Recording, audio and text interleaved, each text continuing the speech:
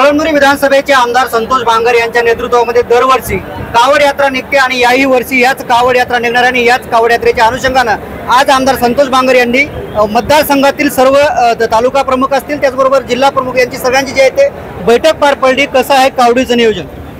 दरवर्षीप्रमाणे याही वर्षी श्रावण मास निमित्ताने दुसऱ्या सोमवारी ही भोळ्या शंकराची कावड आम्ही काढत असतो। या कावडीला संबोधित करण्यासाठी या महाराष्ट्राचे मुख्य नेते आदरणीय एकनाथभाई शिंदे, महाराष्ट्राचे उपमुख्यमंत्री आदरणीय एकनाथभाई शिंदे हे येणार आहेत। मोठ्या संख्येने शिवभक्त आणि शिवसैनिक या कावडमध्ये सामील होणार आहेत। खरं तर गेल्या वर्षीच्या कावड यात्रेमध्ये आपण जी काही मनोभावना केली होती ती पूर्ण झालेली आहे। आता काय मागणी आहे महादेवाला? मागणी एवढीच आहे की माझ्या या महाराष्ट्रातली माझा बळीराजा हा सुखी व्हावा, त्यांच्या मनातल्या सर्व मनोकामना पूर्ण व्हाव्यात, हीच नागनाथाच्या चरणी माझी प्रार्थना आहे। खरं तर संजय राऊत म्हणतात की आता 8 विकेट पडणार आहेत, मंत्रिमंडळामध्ये फेरबदल होणार आहे। कसं बघता या वक्तव्याकडे संजय राऊत किंवा सामना दोन्ही? मला असं वाटतं की संजय राऊतची निवडणूक सुद्धा आता काही दिवसावर आलेली आहे।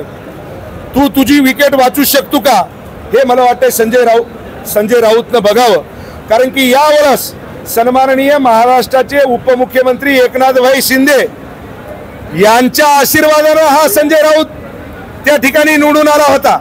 यावेळेस त्याला जर निवडून आला तर मला वाटतं की त्याला त्याची विकेट ही 100% पडल्याशिवाय राहणार नाही। जर फेरबदल झालेच तर मंत्रिमंडळामध्ये आपली वर्णी लागणार कसं? मला असं वाटतं की फेरबदल वगैरे होणं हे तुमच्याच मुखामधून मी ऐकतोय, मला याची कुठल्याही प्रकारची माहिती नाही।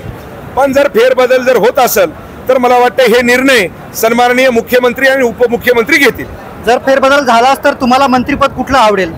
मला असं वाटतंय कुणाला नको असतं का, पण जर मंत्रिपद जर दिलं तर मला वाटतंय मला आरोग्यामध्ये काम करण्याचं आवडेल। खरं तर कावड यात्रेमध्ये कुणाकुणाची उपस्थिती राहणार आहे आणि कावड यात्रेचा पूर्ण दिवसभराचा शेड्यूल कसा असणार आहे? या ठिकाणी प्रतापजी सरनाईक असतील, संजयजी राठोड असतील, भरतशेठ गोगावले असतील, दादा भुसे असतील, प्रकाश आंबेडकर असतील, योगेश कदम असतील आणि बाकीचे जे माझे सहकारी आमदार आहेत त्यांनी सुद्धा तुम्हाला सांगतो की इच्छा प्रकट केलेली आहे की आम्हाला या कावड यात्रेमध्ये सहभाग नोंदवायचा आहे।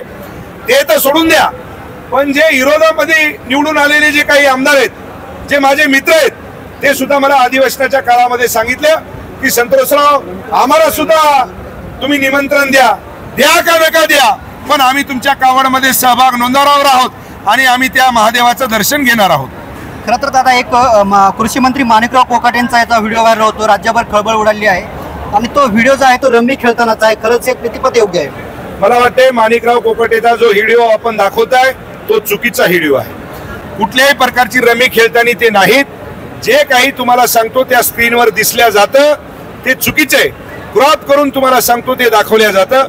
माणिकराव कोकाटे एक चांगला माणूस आहे, चांगला नेता आहे, चांगला मंत्री आहे, कृषी खात्याची त्यांना जाण आहे आणि जाण असल्यामुळेच मला वाटते मुख्यमंत्र्यांनी त्यांच्यावरती जबाबदारी दिलेली आहे। विरोधकाला काही काम नसतं, उठलं की दुसरा धंदा नाही, त्याच्यामुळे विरोधकाकडे बघण्याची गरज आपल्याला नाही। खरं तर हे कळमनुरी विधानसभेचे आमदार संतोष बांगर होते, विविध विषयावरती बोलले।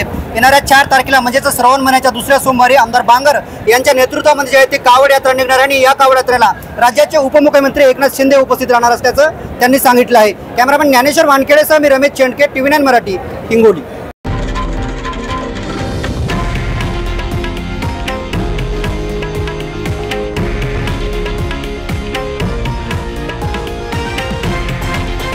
हे आहे देशातील नंबर 1 न्यूज नेटवर्क आणि आपण पाहत आहात TV9 मराठी, एकमेव।